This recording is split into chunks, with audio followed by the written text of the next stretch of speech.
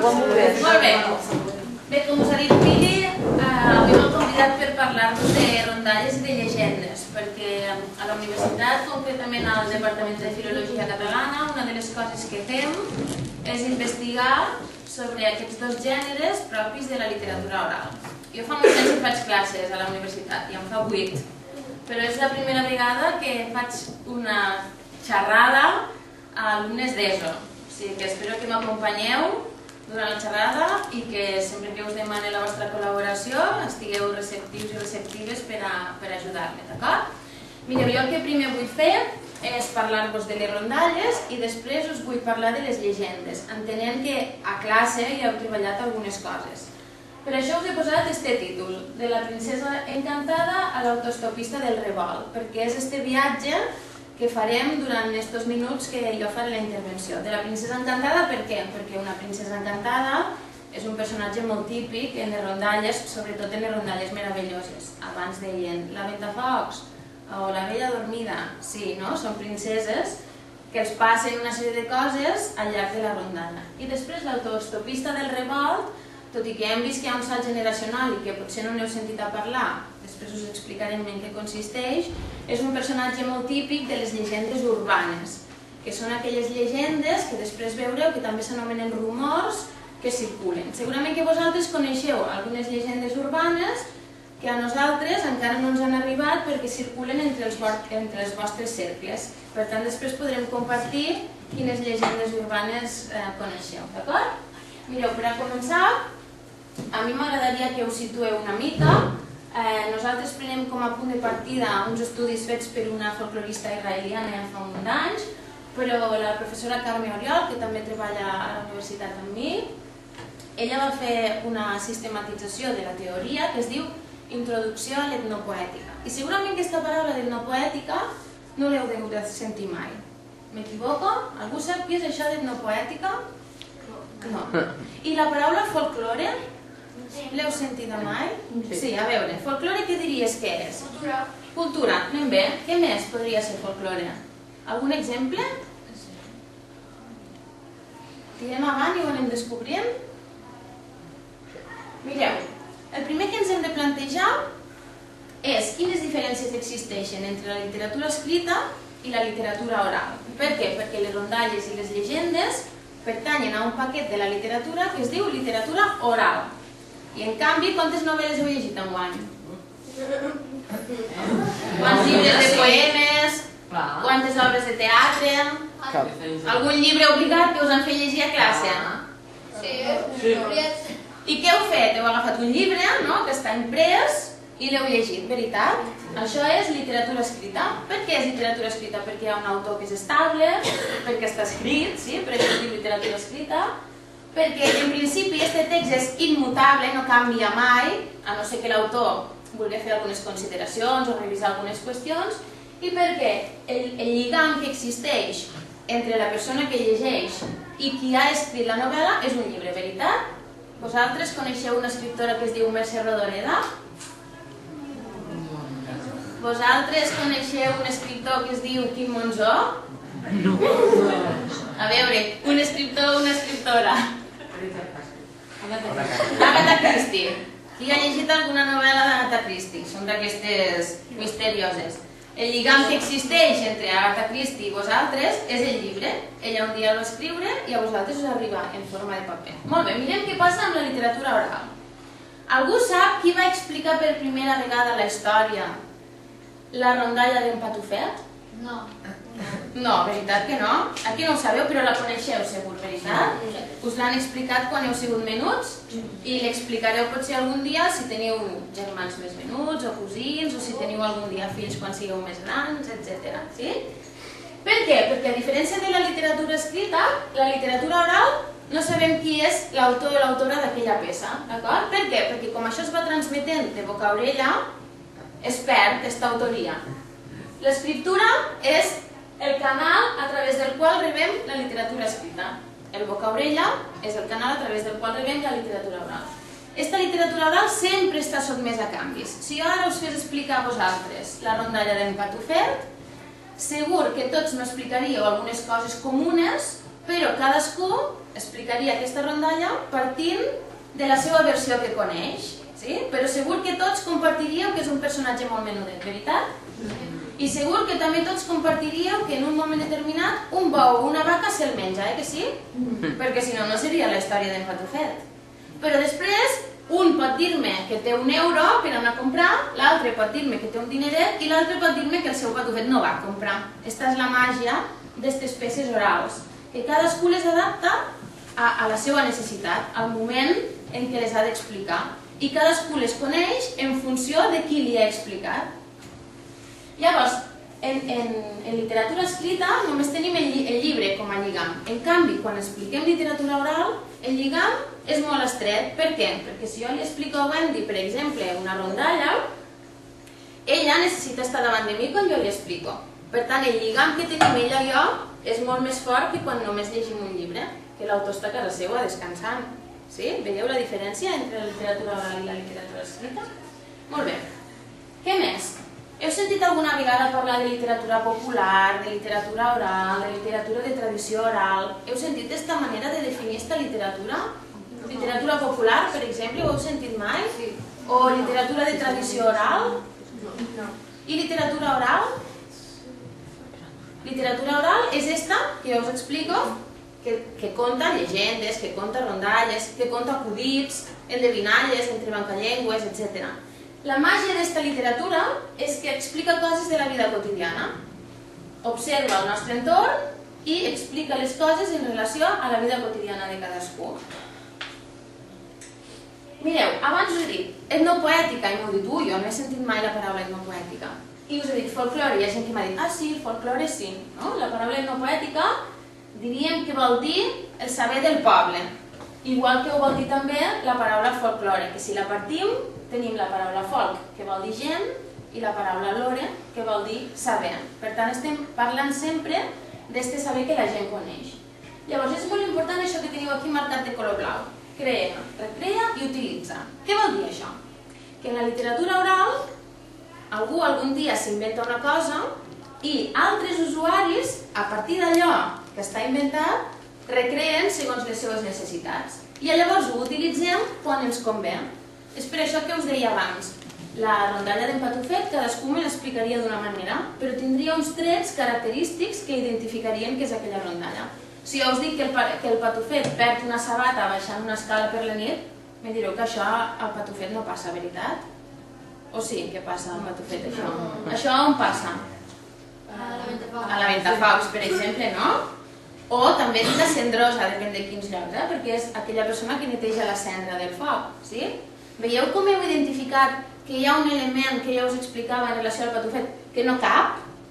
Després cadascú explicarà més o menys com serà el seu Patufet i no passarà res, perquè són com recreem i com utilitzem aquestes produccions, però hi ha uns elements característics que sí que hem de compartir entre totes i tots.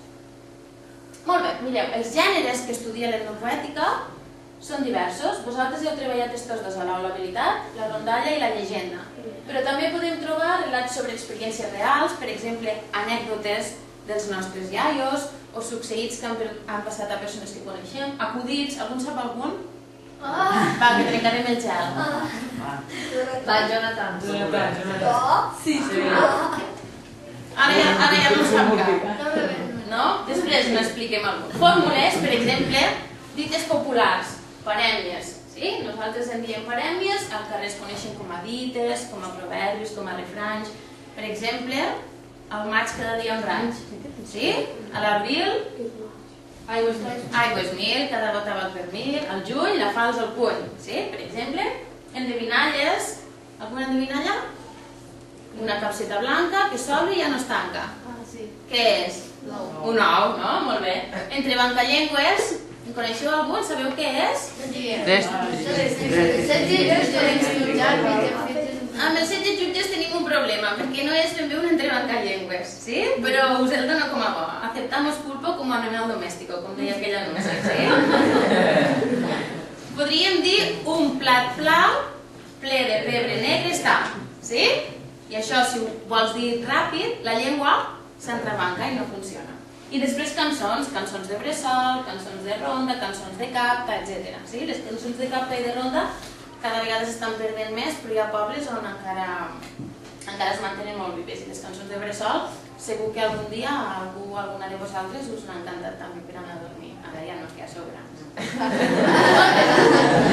Estos missatges etnopoètics els podem rebre de forma oral o també a través de la premsa, de les fotocòpies, del correu electrònic, d'internet i ara a través del WhatsApp.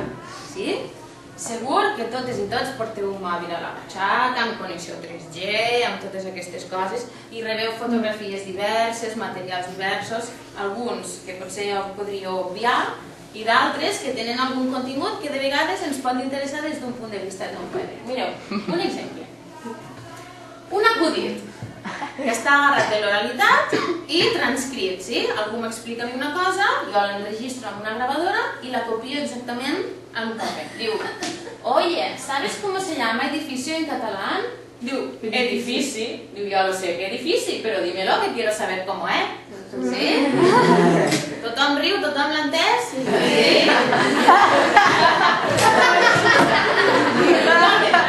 Mireu què ha passat. Durant un temps, aquest acudit circulava de boca a orella, però ara, amb tot això de les noves tecnologies, fa 2 o 3 mesos m'arriba un WhatsApp y era este. ¿Cómo se dice edificio en catalán? Edifici, Quillo, ja sé que edifici, però almenys inténtalo. És el mateix acudit, però què ha passat? S'ha adaptat a les noves maneres de transmetre, Li hem posat una imatge, hem posat connotació, la barretina catalana i el barret andalús, i hem vist com aquest acudit s'ha adaptat a les noves maneres de circular i l'hem rebut a través del WhatsApp. Molt bé, altres transgressions. Vosaltres sabeu qui són? Sí. Qui són? A veure. La Blancaneus i la Ventafocs. Sí? Molt bé. Vosaltres heu vist aquestes pel·lícules? Sí. I sabeu l'argument que tenen i totes les coses que passen, no? Molt bé. Hi ha moltes versions recollides de l'oralitat que són una mica diferents al que ens presenta Walt Disney. Sí. A veure, em vols dir alguna cosa? Que jo vaig veure per internet el conte de la Sirenita en realitat i després era molt diferent a la versió molt diferent? Era una mica més dur de contingut? Sí. Passaven coses una mica macabres? Moria. No? Veieu les adaptacions que fem de la literatura oral en funció de la necessitat que tenim. Què és el que vol la autoria Disney? Enviar personatges bonics, dolços, amb final feliç, etc. És veritat, té tota la raó. Mireu, escolteu-me. En la primera versió de La Bella Durmiente, tothom penseu amb l'argument que teniu de La Bella Durmiente al cap. Conocida como Sol, Luna y Talía, escrita por Giambattista Basile, La Bella Durmiente es violada por un rey que pasaba por el lugar y ella da a luz a 2 niños mientras seguía durmiendo. Imagineu-vos, Imagineu. Quina cosa tan diferent estem acostumats a rebre. Miren què passa a la Blancanieves. En la versión de 1812 de los hermanos Grimm de Blancanieves, la reina era la madre verdadera de Blancanieves. Nosaltres com coneixem a la reina? Sí? Molt bé. Ella quería comer sus pulmones de hígado como prueba de su muerte. Al final tuvo que bailar en un par de zapatos de hierro ardiente hasta morir. ¿Sí? ¿Qué passa a la pel·lícula? Que l'envien al bosc amb un caçador, i li demana el cor. I el caçador què fa? Li posa el cor d'un cervatell, I llavors li porten... Mireu què volia, la que era la seva mare, menjar-se els pulmons i el fetge. I llavors la castiguen amb un càstig molt dur, li posen unes sabates molt calentes que cremen i la fan ballar fins que es mor. Clar, totes aquestes coses, segurament que no agradaria tant xiquets la Blancaneus si fos així, veritat? Llavors fem tota una sèrie de modificacions en funció del públic. Mireu l'última, en la versió de los hermanos Grimm de la Cenicienta, si anéssim a buscar aquestes versions als llibres, veuríem la realitat. Las hermanastras cortaron partes de sus pies para que entallaran la zapatilla de cristal. Al final sus ojos fueron arrancados de su órbita por pajaritos. ¿Qué passa a la pel·lícula? Que s'intenten posar la sabata però no els cap. No es tallen un dit, per i tot que no. Sí? Ni es tallen el taló, per exemple, no? Per què? Perquè es ven tot molt més refinadet i molt més apte per a tots els públics. Diguéssim que això és una mica més escabrós, eh? No aniríem al cine a veure. Molt bé.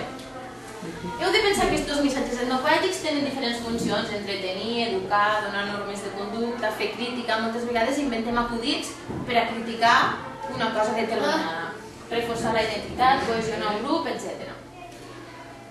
Mireu, una cosa que comparteixen tots aquests arguments propis de la tradició oral són unes lleis que es diuen lleis de la narrativa oral. Us les explicaré molt ràpid, però perquè us quede una mica l'essència i perquè són una mica curioses. Són 7.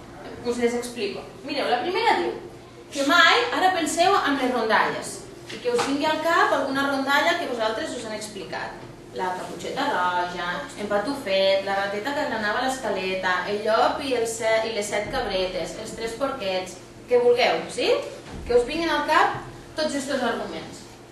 Mireu, estos textos, estos relats de la tradició oral mai comencen de manera brusca i mai acaben tampoc de manera brusca.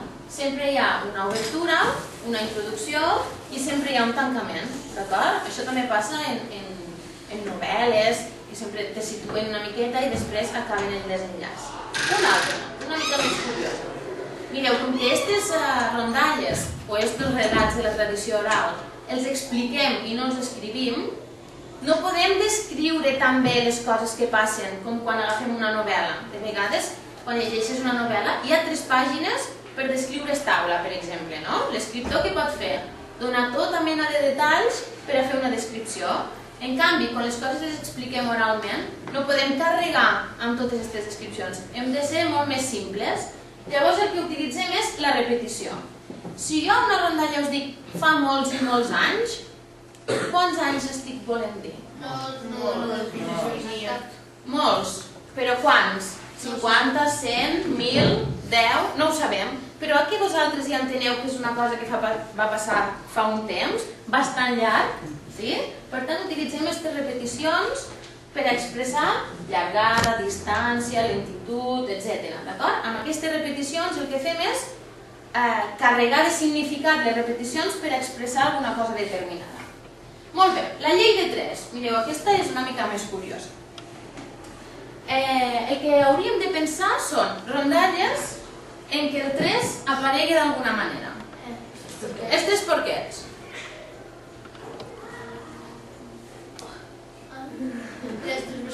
Les 3 bessones és de creació, però està molt marcada de relats propis de tradició oral. Però això són uns dibuixos animats que va fer una senyora que es diu Rosa Capdevila i les 3 bessones viatgen molt als contes. La Ventafocs, les 2 germanes i la Ventafocs. Les 2 germanes i la Ventafocs, 3.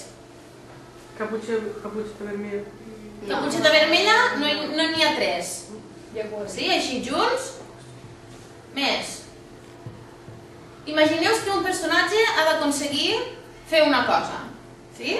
Normalment ho intenta una vegada i què passa? No pot. Torna a intentar-ho una altra vegada i què passa? Tampoc pot. I a la tercera? Va a la vençuda, sí senyor. Molt bé, a la tercera va a la vençuda. Ja tenim una altra vegada un 3. Què més? Les 7 cabretes. Les 7 cabretes perquè aquí has vist el 7, veritat? Sí? De vegades este número 3 pot ser el 7 o pot ser el 12. I això què vol dir? Expressa durada, expressa quantitat. És una manera abstracta de representar-ho. Els 7 nans, les 7 cabretes. Les 12 nans. Nans n'eren 12? Ah, no. Eren 7, sí? Però veiem com aquests números van sortint en les diferents rondalles. Una altra, la llei de 2 en escena. Mireu, el que vol dir això és que quan nosaltres expliquem una rondalla, per exemple, en escena no poden aparèixer més de 2 personatges. Per què? Perquè si ho estem explicant oralment, el que no podem fer és portar 5 o 6 personatges alhora, perquè no ens aclarirem. En canvi, en un text escrit això sí que ho podem fer, perquè el lector se pot resituar sempre. Llavors em podeu dir, sí Mònica, però ara acabem de parlar, per exemple, del llop i les 7 cabretes, i 7 més 1 tota la vida ha sigut 8. I si tu ens dius que només en poden haver 2 en escena, alguna cosa falla. Que només hi ha 2 que estiguin parlant o fent alguna cosa. El que passa és que les 7 cabretes les hem d'entendre com un únic personatge. Vosaltres sabeu què és un rol narratiu? No.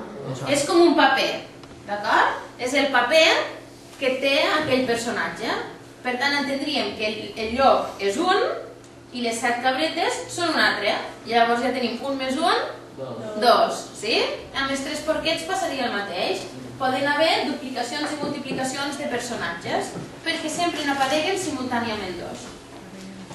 Molt bé, la llei de contrast, aquesta és molt fàcil. Passa a les pel·lícules, passa a les novel·les. Si hi ha un bo, hi ha un dolent. Si hi ha un ric, hi ha un pobre. És aquesta llei de contrast. Sempre hi ha personatges que són polaritzats, un dèbil i un fort, un bo i un dolent, etc.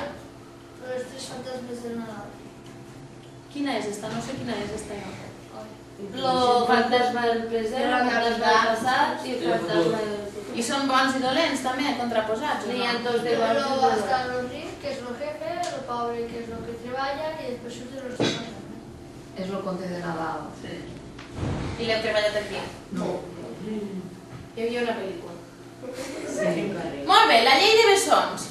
Esta què diu? Que si 2 personatges són molt dèbils, omplen sempre el mateix rol, el mateix paper. Un exemple per a parlar de la llei de bessons. Vosaltres coneixeu la rondalla de la caseta de sucre i de xocolata? Sí, Hansel i Gretel. Hansel i Gretel, per exemple. No tenen per què dir-se Hansel i Gretel. Sí? Hansel i Gretel en tradició anglesa. Per a nosaltres, Peret i Maria, si voleu. Sí? Estos 2 personatges, com que són tan dèbils, tenen el mateix rol. I un amb l'altre aconseguiran vèncer aquí, a l'element dolent. Veieu? Els 2 personatges que són més dèbils contra el personatge que és més fort. I veiem com això sempre es va complint. I l'última, que és la llei de la importància de la posició inicial o final, si tenim diferents personatges, el primer que se'ns presentarà és el que socialment és més important. Imagineu que tinc 3 germans. A qui em presentaré primer? Al més gran, no? Després al mitjà i després presentaré al més menut. I a quin estimaré més dels 3 a la rondalla? Al menut, veritat? Que serà sempre el que triomfarà. Això passa sempre. És una cosa que és recurrent i que podem anar observant en les rondalles. Molt bé. La rondalla, si mirem el diccionari de l'Institut d'Estudis Catalans, ens dona una definició que ens diu una mica embolicada, perquè parla de llegendari, etc. Una narració breu, popular, de transmissió oral, de caràcter fantàstic, destinada especialment a l'entreteniment dels infants. Sí? Podem dir que és un dels grans gèneres de la narrativa folclòrica i el que explica, tant les persones que ho expliquen com les persones que ho perceben, ja saben que no és creïble. Vosaltres us creieu que hi ha una catifa que vola? Ja ens agradaria, no? Ens aixecaríem de matí, sortiríem a la terrassa, pujaríem a la catifa i aniríem a l'escola, no? Què passa? Que hi ha animals que parlen, objectes màgics, animals que es converteixen en prínceps, hi ha una sèrie de coses que són fantàstiques. Molt bé, és un relat de ficció que explica experiències i que ens ajuda a resoldre conflictes, sobretot en el procés de desenvolupament psicològic de les criatures, dels infants, perquè hem de pensar que les rondalles estan molt destinades al públic infantil. Diferents tipus de rondalles. Rondalles d'animals. Vosaltres quins tipus de rondalles heu vist? D'animals, fantàstiques o meravelloses i reals. I realistes, sí? Això ho podríem desglossar una miqueta més, però és la idea que vosaltres ja teníeu. Les rondalles animals, això us ho passa ràpid, les rondalles meravelloses, les rondalles que poden ser no meravelloses, que poden tindre personatges religiosos, poden ser rondalles d'enginy, on hi ha uns personatges que juguen amb aquest enginy per a que passin una sèrie de coses. Poden ser rondalles de gegant beneit, on sempre surt un personatge que ha de competir amb un altre, i normalment el que sembla que no ha de guanyar és el que guanya. Després hi ha tota una sèrie de rondalles que s'anomenen contarelles, però que entrarien dins d'esta mateixa classificació que vosaltres sabeu. I les rondalles formulístiques, la típica és rateta, rateta, tu que ets tan boniqueta, que et voldries casar amb mi, jo que soc un bon fadrí? Això és una fórmula que es va repetint al llarg de la rondalla, per a que entengueu què és una rondalla formulística. I després les antirondalles. Samuel, vols que et conti un conte? M'és igual, jo no t'he dit m'és igual, jo t'he preguntat si vols que et conti un conte. Sí, jo no t'he dit sí. Samuel, jo t'he preguntat si vols que et conti un conte. No? Això és una antirondalla. Fins que fem enfadar Samuel i Samuel me diu, escolta, Mònica, ja n'hi ha prou. No? Mireu, funcions directes i funcions indirectes de les rondalles. Totes les rondalles tenen un missatge implícit. Quan jo les explico, vull donar alguna lliçó moral. Vosaltres coneixeu la rondalla del sarró que canta? No? Us l'explico així molt ràpid. Un xiquet que està al seu balcó i tira pedres a la gent que passa per baix. I la gent que passa per baix li diu, escolta, no tires pedres, que m'has fet mal, no? I el xiquet vinga a tirar pedres des del balcó. Passa un home i aquell home li diu, mira, si em tornes a tirar una pedra, t'agafaré i te portaré amb mi. I el xiquet li tira una pedra. Que xulo! L'agafa, se l'endú i el posa dins un sac. Se'l carrega al coll i se'n va voltar pels pobles. L'home del sac, per exemple. I quan arriba als pobles, se posa a les places dels pobles i diu, tinc un sarró màgic, un sac màgic. I este sac, quan jo li dic canta sarró, si no et donaré un cop de bastó, es posa a cantar. Imagineu-vos, clar, el xiquet de dins cantava perquè si no agarrotada que ja anava, no? I anaven a les places i el sarró cantava. Malaja la cirereta, malaja la cireró, si hagués cregut a ma mare, no fora dintre el sarró. Per exemple, sí? Pot cantar això o pot cantar altres tonades o altres cançons, depèn de qui ho explica. Llavors, com a les rondalles sempre passa, un dia aquell home torna al poble on havia agafat este xiquet i demana a una casa si li poden guardar el sac. Us l'explico així molt ràpid, però per a que entengueu l'essència. I casualment aquella casa és la casa del xiquet. Aquestes coses ja passen a les rondalles, aquestes coses de casualitats, sí? Llavors el xiquet es posa a cantar, la mare el reconeix, obri el sac, el treuen i dins del sac hi posen tot de gossos i gats. I quan aquest home es carrega el sac, se'n va a un poble i canta sarró si no et donen un cop de bastó, i el sarró no cantava, no? I comença a pegar cops i cops i cops, i quan obre el sarró, tots els gossos i els gats se li llencen al damunt, no? I el castiguen. A través d'esta rondalla ben explicada, amb les criatures al davant, amb tota la teatralització que comporta, el que podem explicar és que hem de desconfiar de les persones que no coneixem, per exemple, no? I a més també que els xiquets i les xiquetes han de ser bons i bones, perquè aquest xiquet havia fet una cosa mal feta. Està clar que l'home del sac també, d'acord? Però sempre tenen una funció. D'altres, indirectes. Vosaltres coneixeu la rondalla del molinet màgic? No. Sabeu per què l'aigua del mar és salada? Perquè hi ha sal. Sí, no? I després se va reproduir. Era algo que va en una barca i va caure. Sí, molt bé, Carme. És una història, no?, de dos germans, un que és molt ric i un que és molt pobre, i el germà molt pobre va demanar ajuda al seu germà ric, i el germà ric l'envia i li diu, no et puc ajudar. I quan surt de la casa troba una dona gran i li diu, què et passa, què plores? Diu, què em passa? Diu que no tinc ni per a menjar i el meu germà, que és molt ric, no em vol donar ajuda. I diu, no et preocupes, jo et regalaré un molinet màgic. I li diu, este molinet, quan tu li demanes, molinet, mol una cosa, se posarà a moldre. Diu, però li has de dir així, molinet, mol, per exemple, palla, sí? Diu, i quan vulguis que pare, li has de dir exactament, molinet, para de moldre. I aquell xic se'n va cap a casa tot estranyat, arriba a casa i diu, molinet, mol, palla. I el molinet se posa a moldre palla i palla, i clar, llavors tenia un munt de palla per a donar de menjar als animals, etc. Molinet, mol, pa. I el molinet feia pans ja, no farina, pans, ja veig, vinga a treure pans. Llavors, aquest xic, com que era tan bo, decideix compartir la notícia amb el seu germà. S'emporta el molinet a casa del seu germà i li diu, vinc a explicar-te una cosa. Diu, resulta que tinc un molinet que és màgic. Diu, si li dius molinet, mol, allò que tu vulguis que molgues, posa a moldre. El germà li agafa el molinet i apreta a córrer. I el germà vol i diu, espera't, que t'he d'explicar una altra cosa. Però el germà ja havia corregut tant que ja no l'havia escoltat. I este germà tenia una flota de vaixells molt grans, puja dalt d'un vaixell, se'n va amb el molinet a alta mar i li diu al molinet, molinet, mol sal. sí? I el molinet es posa amb el ressalt. I sal, i sal, i sal, i sal. I llavors, clar, com que no havia escoltat el seu germà, no sabia com s'havia de parar, molinet, perquè no havia escoltat que li havia de dir molinet, para de moldre. I aquell home li comença a dir, para, molinet, i el molinet mai parava. I tanta sal va moldre, que tant va pesar aquell vaixell, que es va partir pel mig, i des d'aquell dia l'aigua del mar és salada. I com que ningú encara ha trobat el molinet continua al fons del mar molt lent sal.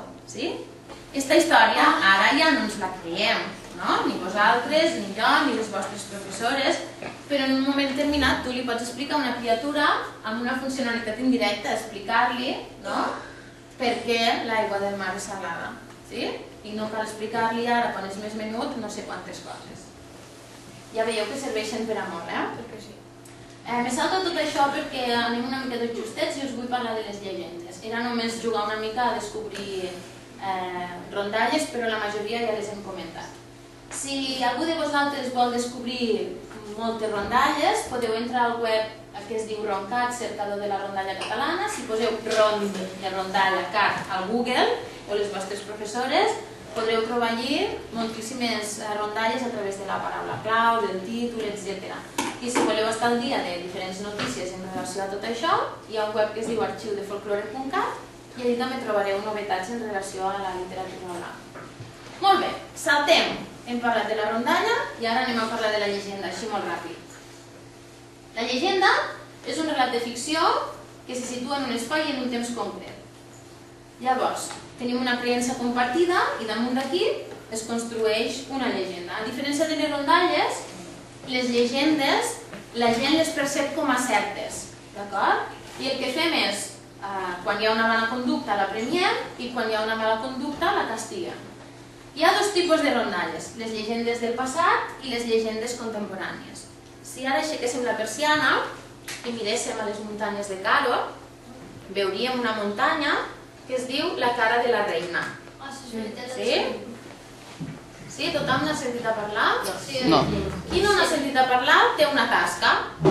Buscar per què la muntanya del port de Caro es diu la muntanya de la reina i explicar-li a les vostres professores, ho podeu preguntar a casa. Si vosaltres mireu les muntanyes, veureu que una és un perfil així d'una senyora que explica la llegenda que està enterrada allí, que era una geganta molt gran, que està enterrada a les muntanyes de Caro. Això és una llegenda del passat.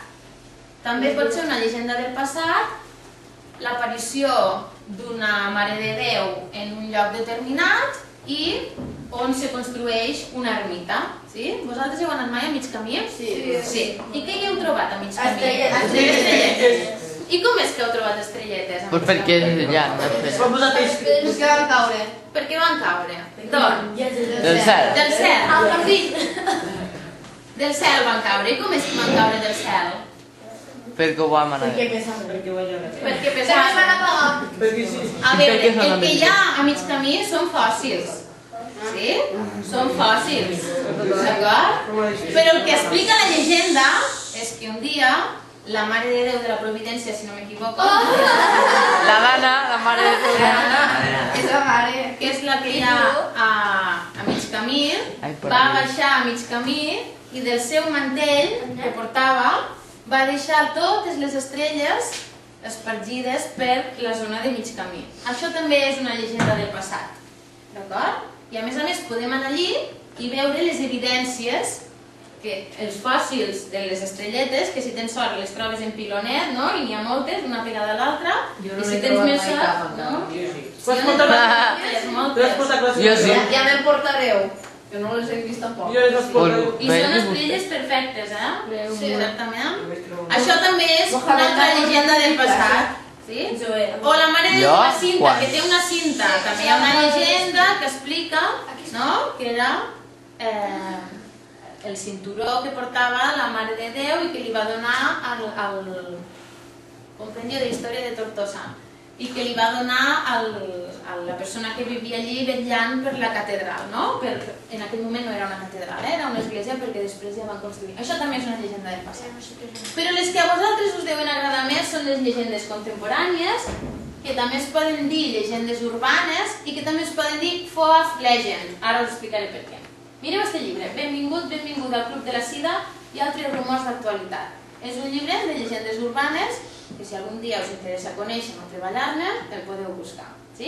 Aquest títol de Benvingut, benvinguda al Club de la Sida fa referència a una llegenda urbana que ha funcionat sempre durant molts anys, que és gent que es contagia de sida per diferents coses, d'acord?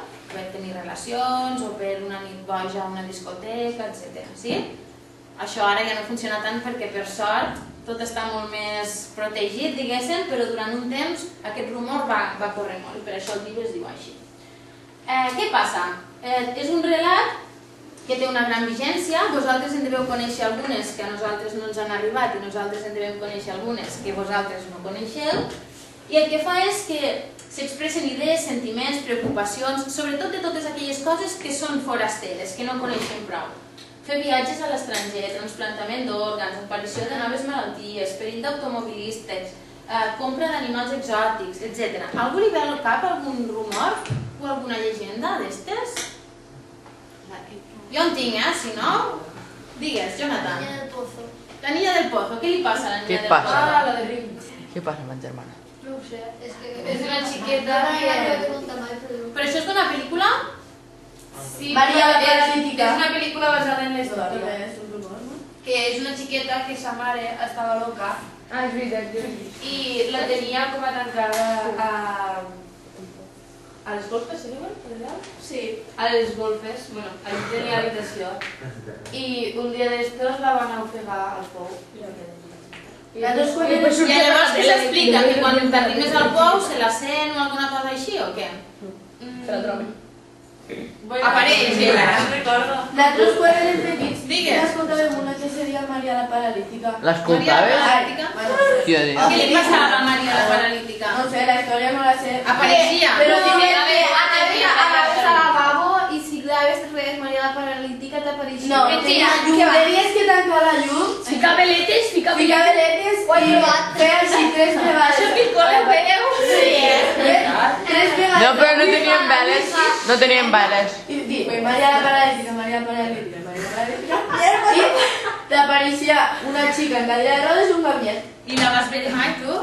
Sí. I jo sempre feia veure perquè llavors tot sortint corrent. Jo sí que la vaig veure. Jo sí que la vaig veure. En una foto per internet. Sense selfie. El? No t'entenc. Però Belén Esteban. no sé. Un dimoni. No sé qui és. I tu? Hernán Veus? La Niña de la Curva, l'autostopista del rebot, ja ha sortit. Veus com sí que no sabeu? Ah, però és la niña de la curva. Mireu, el mateix, veus? Mireu les influències que estan. Poden dir-se rumors, poden dir-se llegendes contemporànies i també es coneixen així. Per què?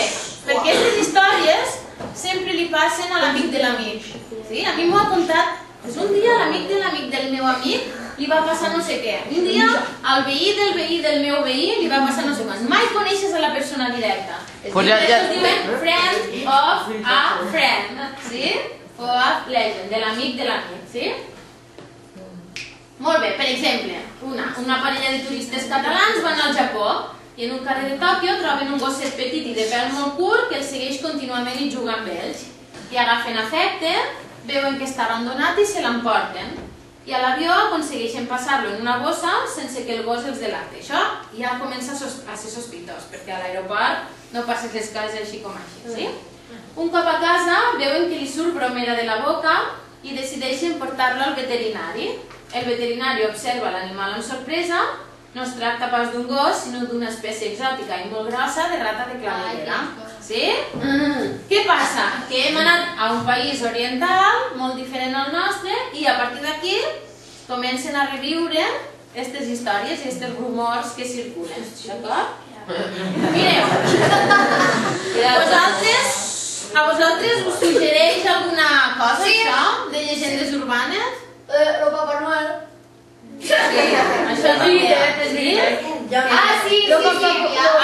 Con la cabeza la Coca-Cola va girant així lo de dalt i la lletra que surti que és la inicial. Això no és una llegenda urbana, això és una pràctica que es fa que diuen que la lletra que et surt és de la persona que t'estima, no? I cada vegada xiula. Sí. Com sempre. De Anna. M'estima tot Déu. I les vostres professores De tu, perquè han sentit alguna cosa en relació a la Coca-Cola? Com que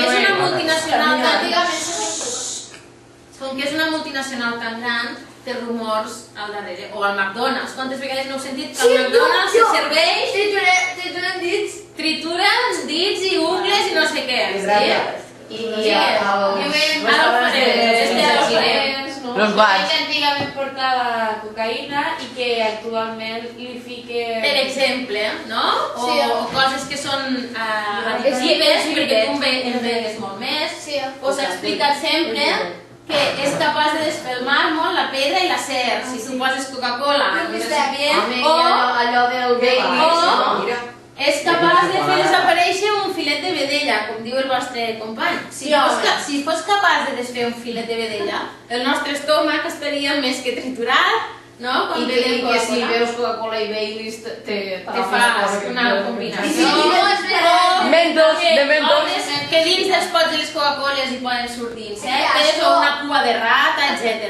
Tot això perquè circula, perquè es consumeix fa mala panxa. Que generem tota una sèrie de rumors al voltant d'una marca com aquesta. Sí, això, però això és una evidència real. Si poses un Mentos fa una explosió. Mireu, un restaurant xinès, vinga, aquí sí, Gats. Gossos i gats. I tiburons. I taurons sí, taurons en cuinen, això ja és normal. Què més? Jo vaig anar a un xino i vaig menjar pollo. No heu sentit mai? Que cavalls menja. Que no hi ha cap xinès vell. Vosaltres no heu sentit mai que no hi ha cap xinès, Que es que mor. no veus xinesos ni on els enterren ni res de tot això, no? Que es menja Vol dir que diuen que te'ls mengen. O, durant un temps em va fer fortuna un de rumor que era que una persona havia anat a menjar a un restaurant xinès i menjant-se la carn li havia sortit el xip del gos. Sabeu que els gossos ara us implanten un xip, no? Sí. Jo vaig a menjar molt a gust als restaurants xinesos perquè m'encanta el menjar xinès i bé, i totes aquestes coses són rumors que creixen per temor al desconegut, sí? A més, imagineu que el menú xinès, carn de gos, xip de gos, els xinesos que no se'n moren, dents de rata, que a un restaurant xinès ja tenen com un doble fons, que fan segrestos i tràfic d'òrgans, no? La vostra professora diu, sí, totes aquestes coses també circulen. Una altra. La curva. Veieu? L'autostopista del revolt. Però no és aquí. O la línia de la curva. És a Barcelona, això. No em feu cridar, va. Pot ser a qualsevol lloc. Jo ho he sentit del Caragol. Sí? De Caro. Ai, pues jo Les vostres professores deien abans que elles ho havien sentit del Garraf, de les curves del Garraf, sí? Està situat a diferents llocs. Jo a Barcelona. Però la història de Barcelona, la història és sempre la mateixa. Què passa? Diferents coses. Hi ha una autostopista en una curva, la puja una persona, es deixa la jaqueta al cotxe, li va a portar i quan li va a portar a casa els pares li diuen si la meva filla fa molt de temps que està morta, no? I visita la tomba i llavors troba que la filla estava morta. Per tant, com ha pogut deixar Hi ha una altra. no? Hi ha una altra manera. Una autostopista que la puges i que en un moment determinat fa un clic molt fort, ella desapareix i evita que el conductor tingui un accident, no? I ella va morir en aquell lloc exacte on ella crida, no? Digues. Que a nosaltres, vaig veure, em van contar una també. És que anava una parella en cotxe i era de nit i plovia molt i les llums no anaven en el poble. I el pare, el xic, va sortir del cotxe per anar a buscar ajuda i la xica es va quedar. Llavors la ràdio se li va començar a engegar tot sol. I al cap de l'hores va veure que el cap del seu home se va empastrar al vidre. Que asco. Això més que una llegenda urbana és més aviat una història de terror d'explicar de campaments, Va, que acabem. Mireu què li passa. De pallos. Una xica que té una cicatriu a l'esquena i que està dins d'una banyera plena de gel, sí? Hi ha molts de rumors que parlen del tràfic d'òrgans sí? Tu surts una nit de festa, et posen alguna cosa a la beguda, és un rumor, sortiu de festa tranquils quan us toquen, sí? Llavors, t'agafen, et cobren, et treuen el rinyó i llavors et despertes dins una banyera plena de gel perquè estigues millor, no? Però ja veieu que això són rumors, Imagines quan et despertis? Tràfic d'òrgans, antiprocesses, cicatriu, etc. Vosaltres coneixeu el restaurant del Bulli? I acabo, El restaurant de Ferran Adrià, coneixeu el Ferran Adrià que surt al Polònia, no? Que parla de les esferificacions a tota hora, el personatge del Polònia. Hi ha una llegenda urbana que fins i tot va sortir al diari d'una parella que van al Bulli, que demanen una botella de vi, el sommelier, la persona que s'encarrega dels vins al restaurant, els felicita, i llavors s'explica que a la factura els pujava 10.000 euros perquè eren 5.000 euros per ampolla i n'havien demanat dos. Això Ferran Adrià ho ha desmentit. Mai ha passat això al seu restaurant. Però què passa? Es posa de moda durant un temps un restaurant molt famós i es generen tota una sèrie de rumors. O, per exemple, el típic, al diari també, el 2011, vosaltres heu rebut aquell e-mail en cadena o a través del mòbil o a través de les xarxes socials: si un cotxe et fa ràfegues de llum no li tornes perquè llavors te seguirà i et farà no sé què, no? Una pandilla. Una banda, no? La pandilla sangre, etc. Sí, que et paraven i et mataven. I fins i tot les persones encarregades de direcció del trànsit a nivell català també diuen que van rebre aquest correu d'alerta, no? I diuen tranquils que és un rumor, no? Per tant, veiem com... Per això li vaig dir a ma mare i com que les petites no què és el que volem fer amb les llegendes? Amb les rondalles volíem transmetre coneixements, passar una bona estona. Amb les llegendes el que volem fer és, sobretot, temor a les coses desconegudes i exòtiques, sí? I a les coses que venen de fora, ja ho hem vist, els xinesos, per exemple. I el que fem és crear històries noves a partir del que passa en un moment determinat. Després de tot això que us he explicat, de les rondalles i de les llegendes, algun dia us pot tocar a vosaltres anar a cercar rondalles o anar a cercar llegendes. Potser algun dia haureu de fer un treball al col·le o a l'institut o quan accediu a la universitat. I llavors el que podeu fer, per exemple, és planificar-vos una cosa com aquesta, de quin gènere heu recollit. Per exemple, una rondalla. A quina persona li he entrevistat? El nom, els cognoms, la professió. Posaríeu aquí el text de la rondalla o de la llegenda en qüestió i després una cosa que és molt important per a nosaltres és contextualitzar. Quan ho has explicat, qui t'ho ha explicat, per què ho has explicat, en quin moment ho has fet servir, ho havies sentit abans, etc. Preguntar-li a aquella persona que t'explica una rondalla o una llegenda totes aquestes coses. Teniu una tasca. Qui no sap la història de la llegenda dels porcs l'ha de buscar a casa, ha de preguntar-ho a la família i ho ha d'explicar a les professores. Ho fareu? Sí? Molt bé. I fins aquí